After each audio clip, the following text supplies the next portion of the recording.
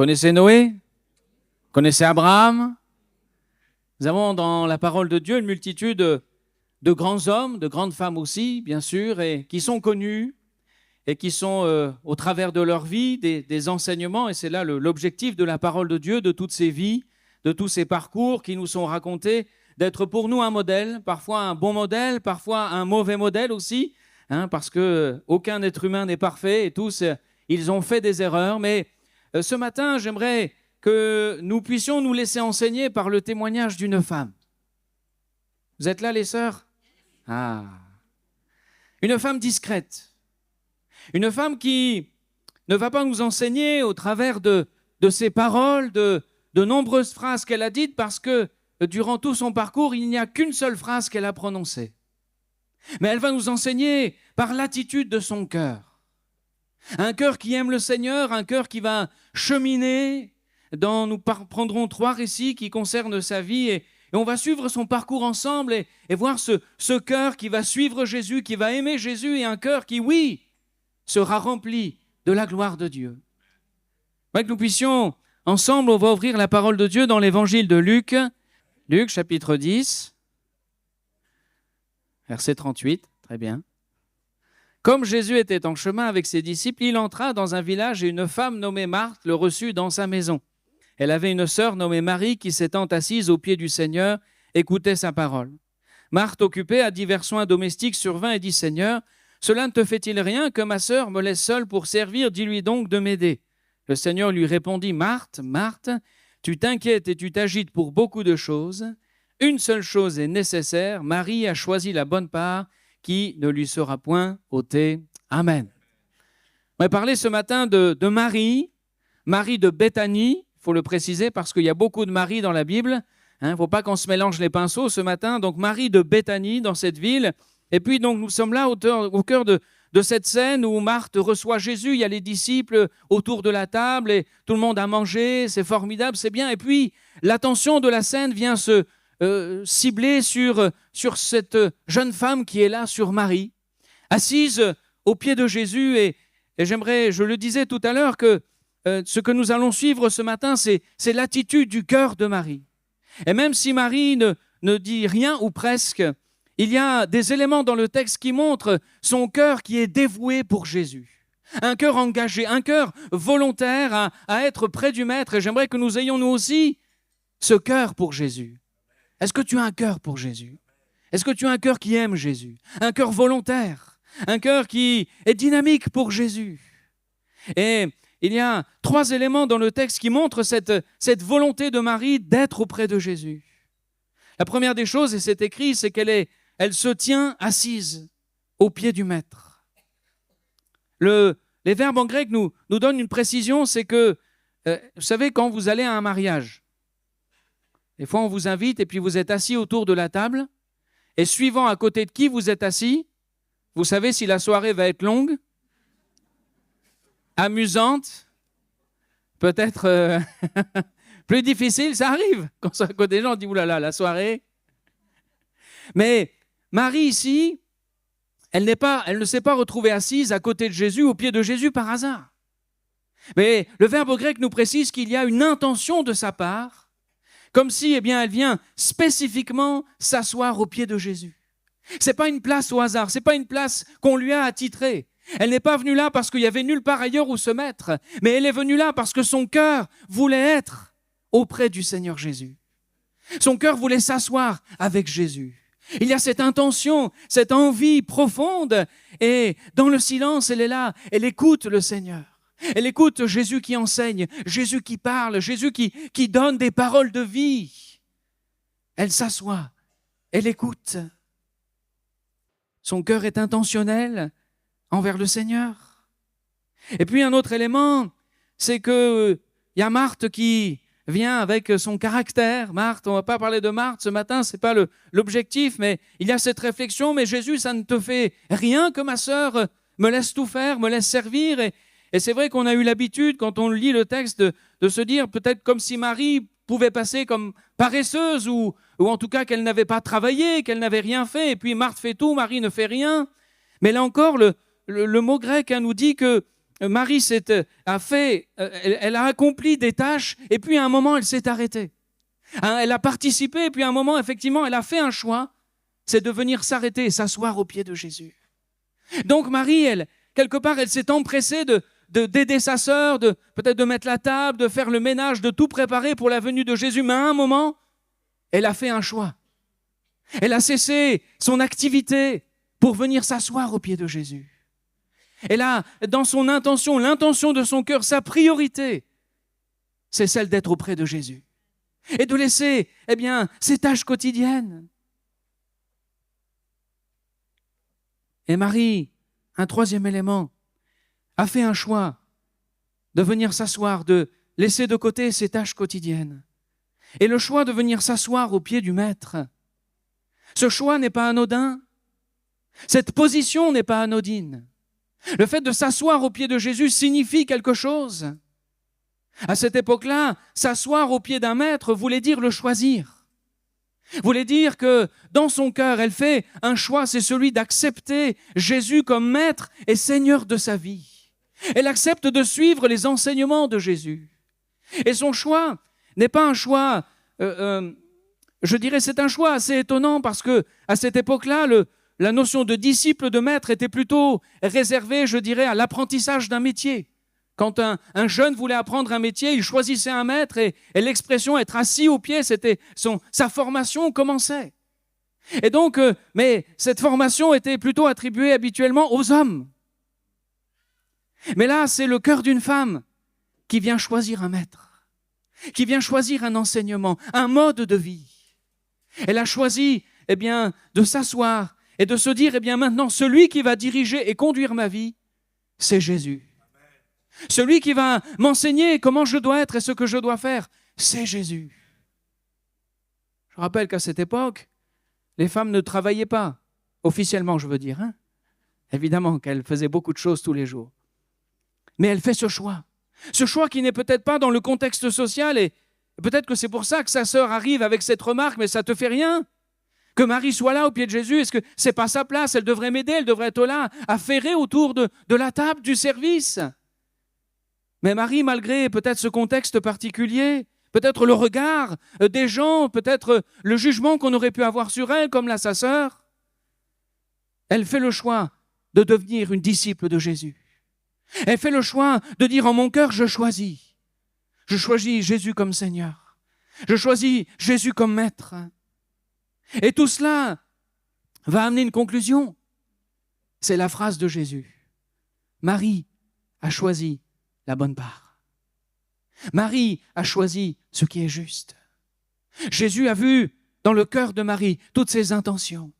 Il a vu dans le cœur toute cette volonté. Marie a choisi quelque chose qui ne pourra pas lui être ôté. Ça, c'est formidable. Jésus nous donne des choses qu'on ne peut pas nous enlever. Et si je voulais traduire littéralement peut-être ce texte dans une traduction dynamique, on aurait pu lire « Marie a choisi une part qui va créer quelque chose de nouveau dans son cœur et qui va impacter considérablement et durablement le reste de sa vie. » Voilà cette part qu'elle a choisie. Voilà l'intention qui nous est révélée dans ce texte. Et vous l'avez remarqué, Marie n'a rien dit. Mais Marie a agi. Parfois, on est fort pour parler. Et quand il s'agit d'agir, quand il s'agit de notre cœur qui va vers Jésus, de notre cœur qui s'engage avec Jésus, de notre cœur volonté, intentionnel envers le Maître. Mon frère, ma sœur, ce matin, alors que tu es assis sur ta chaise, quelle est l'intention de ton cœur? Quelle est la volonté de ton cœur? Est-ce que tu es venu t'asseoir parce que quelque part c'est l'habitude, c'est le dimanche matin? Parce que tu sais que c'est bien d'être là. Et oui, c'est bien, c'est formidable, merci Seigneur, pour toutes celles et ceux qui ont pu se joindre à nous. Mais quelle est l'intention de ton cœur quand tu viens ici? Est-ce de s'asseoir aux pieds de Jésus, dans la réalité de sa présence, et de dire « Jésus, je viens parce que tu as les paroles de la vie éternelle. Je viens parce que tu es le Sauveur. Je viens parce que tu es bon, parce que tu m'aimes, parce que entre nous il y a une relation. Est-ce que chaque jour ton cœur a envie de la présence de Jésus? Est-ce qu'il y a ce mobile dans ton cœur qui fait que, comme Marie, tu es prêt à te dépêcher de vaquer à tes occupations, tes responsabilités, vite en finir avec ça, pour enfin aller dans la présence de Jésus, passer un temps avec lui? Je crois que parfois, on fait l'inverse. On se dit vite, vite, allez, je lis un petit passage, parce que j'ai tellement de choses à faire. Ma vie est tellement remplie. Marie a fait un choix différent. Elle a décidé de laisser de venir s'asseoir. Parce que je crois que chaque jour, le Seigneur Jésus a une part à nous donner. Chaque jour, Jésus a quelque chose qu'il veut nous donner, qui va produire la vie en nous, qui va être durable, qui va s'installer en nous. Et vous savez, on ne sait pas ce que Jésus a dit à ce moment-là. On ne sait pas ce que Jésus a enseigné. On ne sait pas comment Marie a vécu ces paroles, comment elle les a reçues. On ne sait pas ce qui... Mais la seule chose qu'on connaît, c'est l'intention de son cœur. Et c'est ça qui est important pour le Seigneur, je crois. Est-ce que ton cœur est volontaire? Ce cœur volontaire va produire, bien sûr, en elle la vie, commencer ce cheminement, parce que c'est la première rencontre avec Jésus, mais déjà, son cœur est mobile, motivé à suivre le Maître. Et alors, on va la retrouver un petit peu plus tard, dans l'évangile de Jean, au chapitre 11, ce deuxième récit où le cœur de Marie va encore se dévoiler. Je vais faire quelques coupures pour le contexte, vous le savez, c'est la mort de Lazare, la mort de son frère. Et Jésus a tardé à venir. Lazare est mort dans la maladie. Et voilà que, nous retrouvons Marie dans Jean chapitre 11, au verset 17.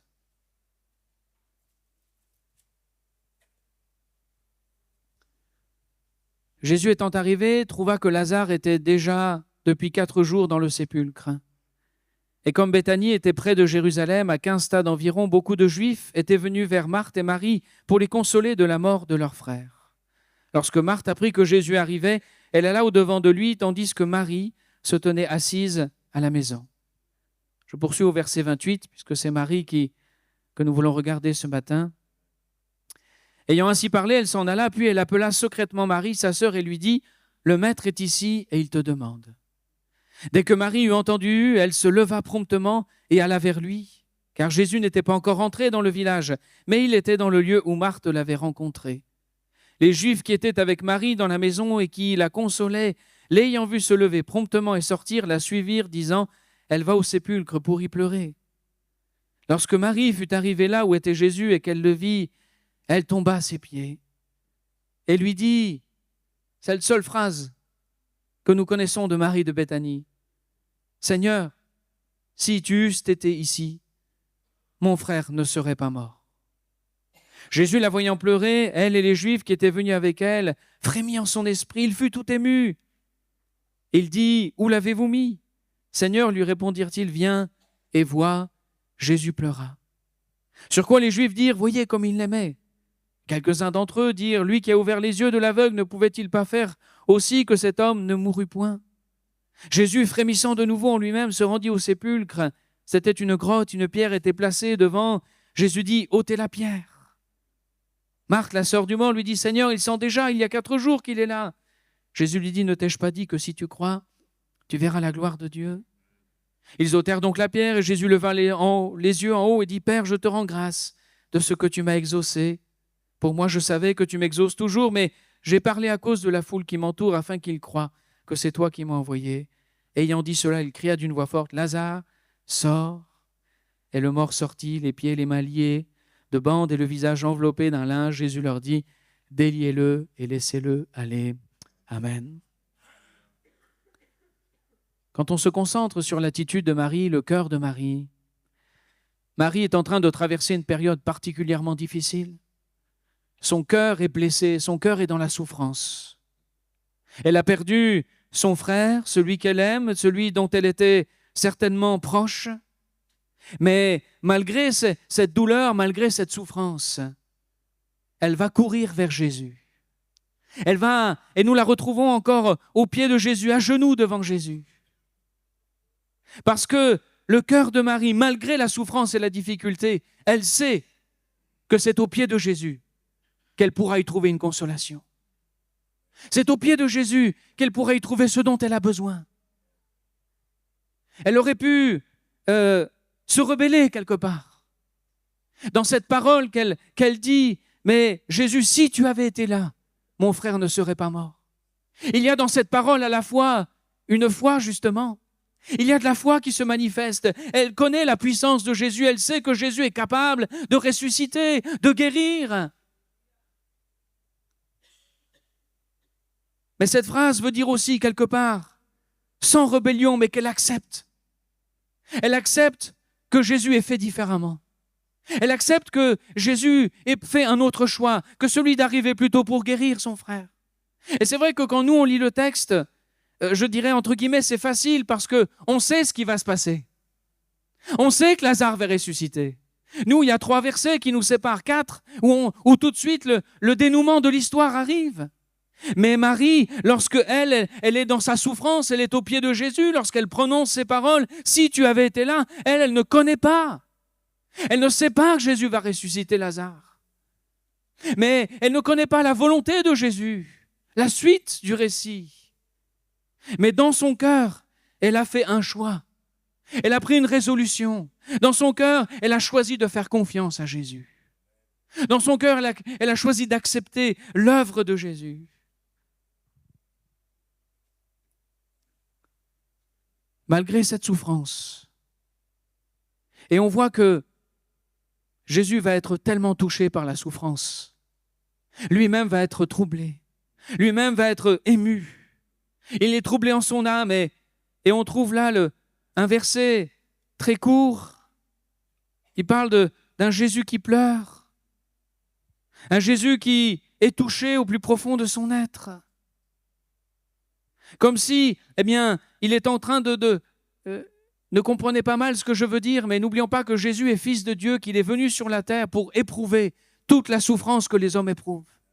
La Bible nous dit qu'il a été tenté en toutes choses. Et c'est comme si à ce moment-là, Jésus prenait conscience de la souffrance qu'il peut y avoir dans un cœur. C'est comme si cette réalité de la souffrance, dans le cœur de Marie, dans le cœur de son là, de toute cette émotion, parce que et Jésus vient s'associer à la souffrance de Marie. Il sait qu'il va le ressusciter, il sait ce qu'il va faire, il sait ce qu'il va se passer, mais malgré tout, il souffre avec elle. Il pleure avec elle. C'est la bonté du cœur de Jésus. C'est l'amour du cœur de Jésus. Un Jésus qui sait, lorsque nous passons par la souffrance et des moments difficiles, mais Jésus peut parfaitement s'associer à cette douleur. Sache que quand tu es triste, quand ton cœur pleure, Jésus pleure avec toi. Jésus souffre avec toi. Peut-être que Jésus sait à l'avance, évidemment qu'il sait à l'avance ce qu'il va faire. Peut-être que le miracle est en train d'arriver. Mais malgré tout, il s'associe avec. Marie, dans son cœur, elle manifeste une soumission à Christ, une acceptation de la direction de Christ pour sa vie. Elle a fait un choix. Elle a fait le choix de donner son cœur, de devenir une disciple du Maître. Et ce choix l'entraîne à continuer dans cette confiance. Malgré cette douleur intense qui la submerge, malgré peut-être le sentiment d'injustice, malgré un cri de douleur qui ne parvient même pas à sortir. Simplement, elle s'effondre à genoux. Parce que peut-être même c'est trop dur pour elle de vivre cela. Mais elle reste aux pieds de Jésus. Elle reste soumise à Christ. Mon frère, ma sœur, je sais que parfois, même dans notre vie chrétienne, et bien sûr, nous passons par des moments difficiles. Il y a certainement dans notre vie bien des pourquoi. Et dans notre vie, bien des incompréhensions. Peut-être c'était dans le cœur de Marie, mais pourquoi Jésus, tu es pas... Il y a 4 jours, pourquoi tu n'es pas venu plus tôt? On t'avait averti, on avait envoyé un messager pour qu'il vienne t'avertir que Lazare était malade, celui que tu aimes. Mais malgré tout cela, malgré ces pourquoi, elle s'est agenouillée aux pieds du Maître. Son cœur est resté attaché à lui. Il y a des situations où on ne pourra pas revenir en arrière. Il y a des choses qui ne changeront pas dans ton parcours de vie. Des choses difficiles que tu as traversées où, Jésus ne changera pas la direction des choses, peut-être. Comme ça a été le cas pour Marie. Parce que le miracle a eu lieu. La résurrection a eu lieu. Et peut-être qu'il y a dans ton cœur de cette souffrance, et tu sais que tu ne pourras pas revenir en arrière, mais Jésus peut être celui ce matin qui s'associe et qui te console. Mais Jésus peut être aussi celui qui a préparé un miracle. Jésus peut être aussi celui qui, devant, a préparé une résurrection. Nous, on ne le sait pas. Vous savez, des fois, ce serait bien quand même. Si Jésus nous donnait quelques indices, quelques infos, au moins une date, une année, Seigneur, quelque chose, même si c'est une tranche de dizaines d'années, juste si on pouvait savoir si ma prière va être entendue à un moment, si les choses vont changer, Seigneur, un petit indice temporel. Mais parfois, nous n'avons pas. Et quand tu n'as pas, est-ce que ton cœur reste attaché à Jésus? Est-ce que ton cœur accepte malgré tout? Pas facile de se soumettre à la souveraineté du Maître. Marie l'a accepté. Et il y a le miracle, il y a Lazare qui ressuscite, et quelque chose qui m'interpelle dans ce texte, c'est que Marie, dans sa souffrance, Marie, dans ce moment difficile, et je crois que ça aurait pu être le moment pour l'accusateur de venir autour d'elle. Ça aurait pu être le moment où ses amis ou des gens lui auraient dit mais tu as donné ta vie à Jésus, tu l'as averti et il n'a rien fait pour toi. Et c'est ce que des gens vont relever, ils vont dire mais lui qui a ouvert les yeux des aveugles, il ne pouvait pas faire quelque chose. Et vous savez, quand on passe par des moments difficiles, des gens viennent nous dire il est où ton Dieu? Il est où ton Jésus? Il est où celui dont tu me parles qui est capable de faire des miracles? C'est où tout ça? Ils sont où tes versets, tes belles paroles, ta foi? Parfois dans l'épreuve, nous-mêmes, on peut être affecté et le diable vient nous accuser. Il veut dire, tu vois, Dieu ne t'entend pas, Dieu ne t'écoute pas, Jésus ne comprend pas, Jésus n'est pas là.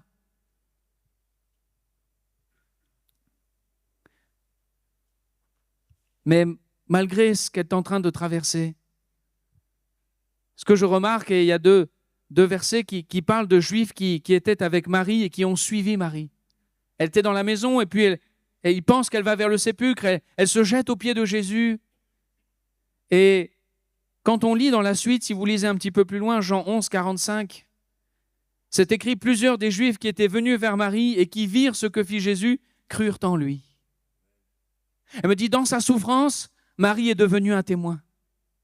Dans son épreuve, parce que son cœur est resté attaché au Maître, elle est restée une lumière qui brille.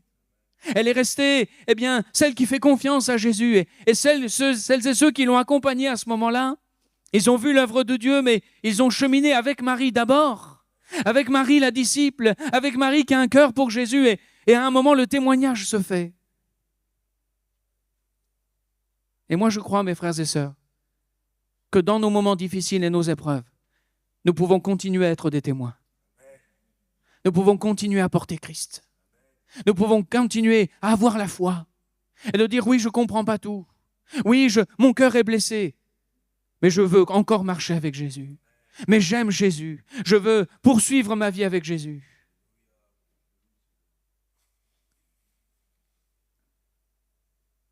Oui, Marie n'a pas dit grand-chose, mais son cœur pour Jésus. Et puis, un dernier passage qui se trouve pas très loin, au chapitre 12. Verset 1er. 6 jours avant la Pâque, Jésus arriva à Béthanie où était Lazare qu'il avait ressuscité des morts. Là, on lui fit un souper. Marthe servait. Et Lazare était un de ceux qui se trouvaient à table avec lui. Marie, ayant pris une livre d'un parfum de nard pur de grand prix, oignit les pieds de Jésus. Elle lui essuya les pieds avec ses cheveux et la maison fut remplie de l'odeur du parfum. Un de ses disciples, Judas Iscariote, fils de Simon, celui qui devait le livrer, dit « Pourquoi n'a-t-on pas vendu ce parfum 300 deniers pour les donner aux pauvres ?» Il disait cela non parce qu'il se mit en peine des pauvres, mais parce qu'il était voleur et que, tenant la bourse, il prenait ce qu'on y mettait. Mais Jésus dit « Laisse-la garder ce parfum pour le jour de ma sépulture. Vous avez toujours les pauvres avec vous, mais vous ne m'avez pas toujours. » Une grande multitude de Juifs apprirent que Jésus était à Béthanie, et ils y vinrent non pas seulement à cause de lui, mais aussi pour voir Lazare qu'il avait ressuscité des morts, et je m'arrête là. Ce dernier passage qui nous parle de Marie de Béthanie met en lumière comme une cerise sur le gâteau, un apothéose du cœur de Marie. Marie vient oindre de parfum la personne de Jésus. Dans le contexte de l'époque, l'onction que l'on faisait à un hôte était la plus haute distinction que l'on pouvait lui faire. C'était la plus haute reconnaissance, le plus haut respect et honneur qu'on pouvait faire à quelqu'un, c'est de lui faire cette onction-là. Ce qui veut dire que, et ce qui est vraiment étonnant, c'est que Marie, on a l'impression qu'elle est toute seule avec Jésus. L'impression qu'elle est toute seule. Marie ne s'intéresse pas au regard des gens.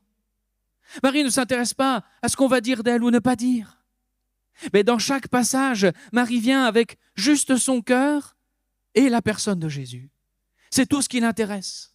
Que des gens la voient pleurer, que des gens la voient s'humilier, que des gens la voient oindre de parfum, essuyer avec ses pieds. Chevelure des femmes qui était tout un côté précieux pour elle, c'est son humilité devant le Maître. Et là, il y a encore toute une scène, mais Marie ne fait pas attention à ce qui se passe autour. Son cœur est pour Jésus, c'est tout. Son cœur est avec Jésus.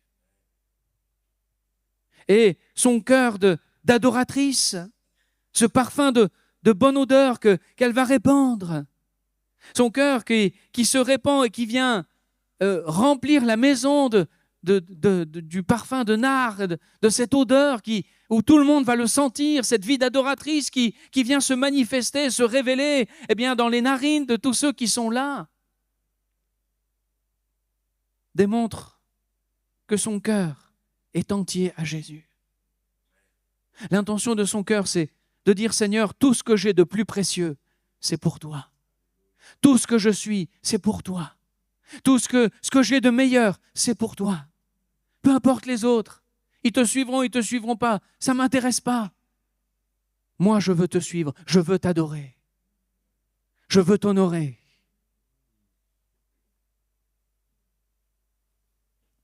Un cœur authentique, 100% pour Jésus. Elle montre par là son profond attachement à la personne de Christ. Et il y a même cette phrase que va dire Jésus, « Laissez-la garder ce parfum pour le jour de ma sépulture. » Marie n'est pas consciente de ce qu'elle est en train de faire, je crois. Mais finalement, dans tous les disciples, dans toutes les personnes que Jésus rencontre, c'est la seule qui annonce la mort de Christ. C'est la seule qui, et je le dis, elle n'en est certainement pas conscience de son acte. Mais rappelez-vous, quand on a parlé de la résurrection de Jésus, personne ne croyait que Jésus allait mourir. Tous sont surpris, tous sont étonnés, tous se sont enfuis, tous sont découragés. Mais dans le cœur de Marie, on n'en parle plus, après on ne sait pas ce qu'elle est devenue. Mais son cœur est tellement attaché à Jésus que finalement, c'est la seule qui vient révéler le plan de Dieu. C'est la seule qui vient révéler la volonté de Dieu. Comme si, dans son cœur, elle savait, elle sentait que Dieu allait faire mourir son fils sur la croix et qu'il serait mort mais ressuscité. Elle vient embaumer pour sa sépulture. Elle prépare sa mort. Par son don, elle prépare le don de Christ de sa vie.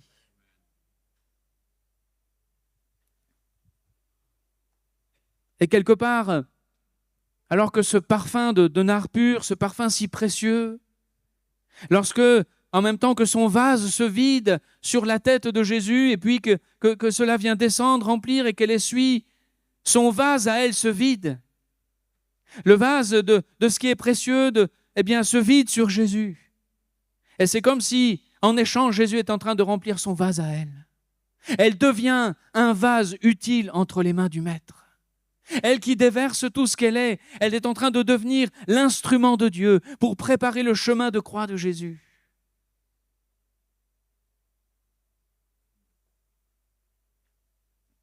Et par opposition à ce cœur, vous avez le cœur de Judas.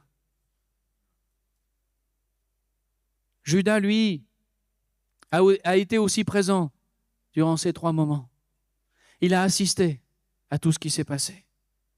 Mais son cœur à lui ne s'est jamais donné, ne s'est pas offert. Son cœur à lui est rempli de mauvais sentiments, d'envie, de colère, de cupidité. Son cœur est rempli de jugement, de raisonnement humain. Ne fallait-il pas vendre le parfum ? En apparence, ça fait bel homme, belle œuvre. Sauf que le texte nous dit que c'est lui qui allait récupérer les sous, ou tout du moins une partie. Le cœur de Judas vient véritablement en opposition au cœur de Marie. Il n'a pas compris qui était Jésus. Il ne s'est pas soumis à la volonté de Jésus. Il n'est pas venu pour servir, il est venu pour se servir. Il n'est pas venu pour être enseigné, il est venu pour lui-même prendre la parole, critiquer, juger, avec des mobiles trompeurs, de la vanité. Lui aussi a répandu un parfum dans la maison, mais ce n'est pas le même. Marie a répandu le parfum d'adoration. Elle a rempli le parfum de son cœur entier pour Jésus.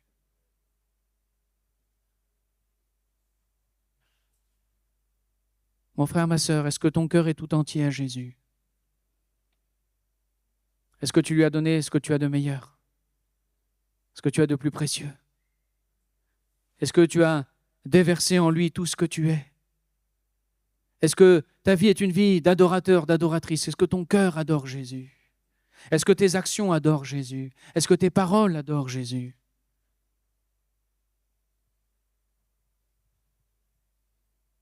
Ou est-ce que dans ton cœur, il y a encore peut-être de la critique, du jugement, de faux raisonnements humains, des pardons que tu retiens ? Quel parfum répands-tu ? Quelle odeur, lorsqu'on s'approche de toi, répands-tu ?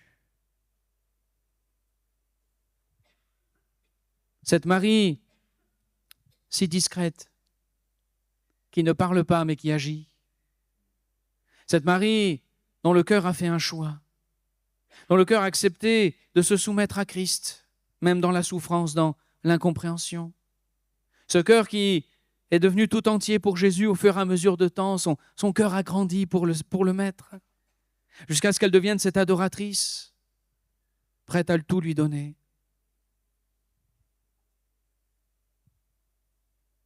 Et je remarque que, à chaque fois, elle n'a pas eu besoin de se défendre. Jésus l'a défendue. Vous savez, je crois que quand on donne notre vie à Christ et qu'on ne regarde qu'à lui, et dire peu importe le jugement des autres, peu importe peut-être si ta situation n'est pas idéale, mais ce matin tu peux faire le choix de dire Seigneur, je te donne tout mon cœur. Peu importe ce que diront les autres, peu importe le jugement, moi je choisis de t'obéir, je choisis de te suivre, je choisis d'être entier pour toi. Et quand on est entier pour Jésus, quand il y a un problème, c'est Jésus qui se lève pour nous. Et là, ce n'est pas la même mayonnaise. C'est le Tout-Puissant qui se lève pour nous. C'est le Tout-Puissant qui se lève dans les cieux, contre l'ennemi, contre les adversaires. Il est notre défenseur, il est notre avocat auprès du Père. Mais cela n'est possible que si notre cœur est entier pour lui.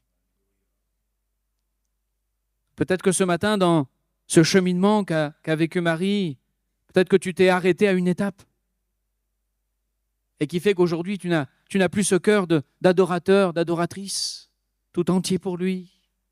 Je ne sais pas ce qui t'a arrêté, je ne sais pas à quelle étape tu es, mais je sais une chose, c'est qu'aujourd'hui, tu peux décider de t'asseoir au pied de Jésus. Et Jésus peut à nouveau te redonner la vie, des paroles d'abondance, des paroles qui ressuscitent, des paroles qui conduisent. Oui, la vie de Marie, le cœur de Marie, nous enseigne le chemin que notre cœur doit emprunter. Elle devient un modèle, elle devient une référence dans sa discrétion, dans son humilité.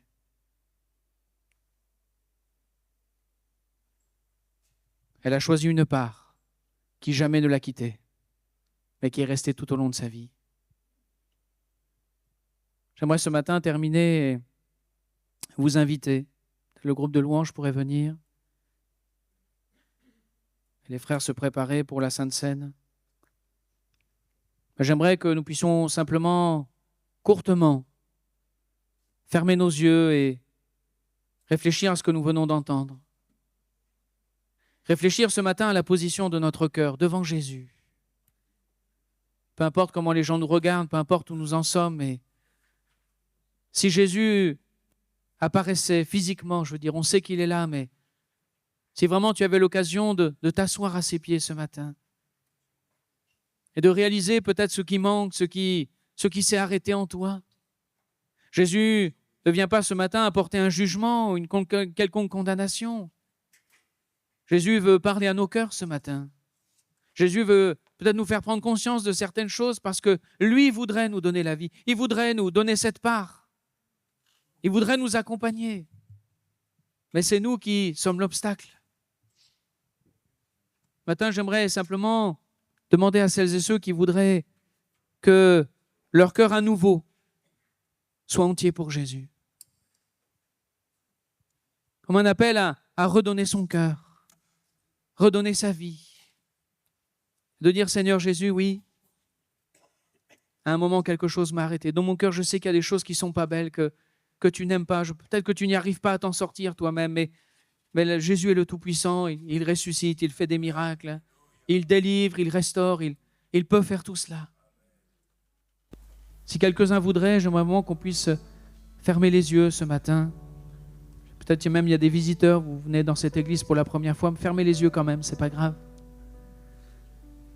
Et si tu auras envie que je prie pour toi, tu peux juste lever la main à ta place. On la lève pour Jésus, on la lève pas, bien sûr, vous la levez pas pour moi, vous la levez pas. Et je veux dire, voilà Seigneur Jésus, je suis là ce matin. Je veux que tu reprennes mon cœur, je veux que tu changes mon cœur. Je veux que mon cœur te suive, mon cœur t'obéisse. Peut-être que tu es dans un contexte familial où tu seras la seule personne qui décide de choisir de suivre Jésus. Mais c'est pas grave, tu peux t'engager avec Jésus, il est fidèle. Que quelqu'un d'autre voudrait lever sa main ce matin et dire à Jésus, oui, je veux tout te donner. Je veux que tu prennes tout. Je veux que tu me restaures. Seigneur Jésus, je prie ce matin que notre cœur soit comme celui de Marie de Béthanie. Que notre cœur soit entier pour toi. Que notre cœur se soumette à ta volonté, Jésus. Même dans la souffrance, dans l'incompréhension, nous voulons continuer à te faire confiance. Nous appuyer sur tes promesses. Marcher dans l'obéissance à ta parole, à tes enseignements, tes préceptes qui sont bons pour nous. Peut-être si cette part a été ôtée à un moment de notre vie parce que nous-mêmes l'avons mis de côté, ce matin tu peux nous redonner la bonne part que personne ne pourra venir nous prendre.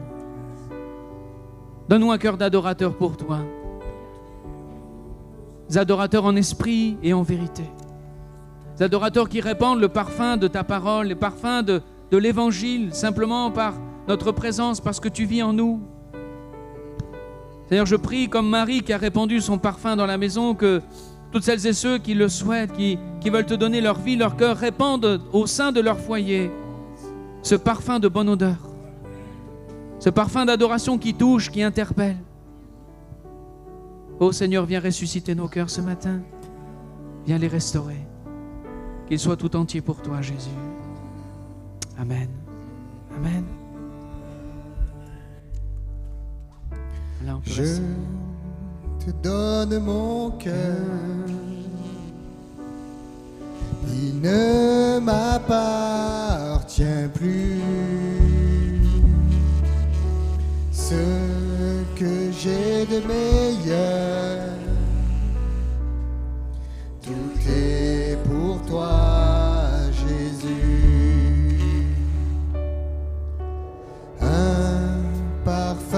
valeur sur toi est répandue. C'est l'offrande de mon cœur. Je suis à toi, Jésus.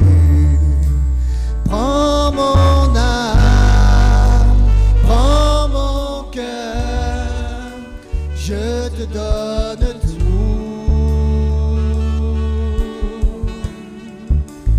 Prends ma vie, me voici, je te donne.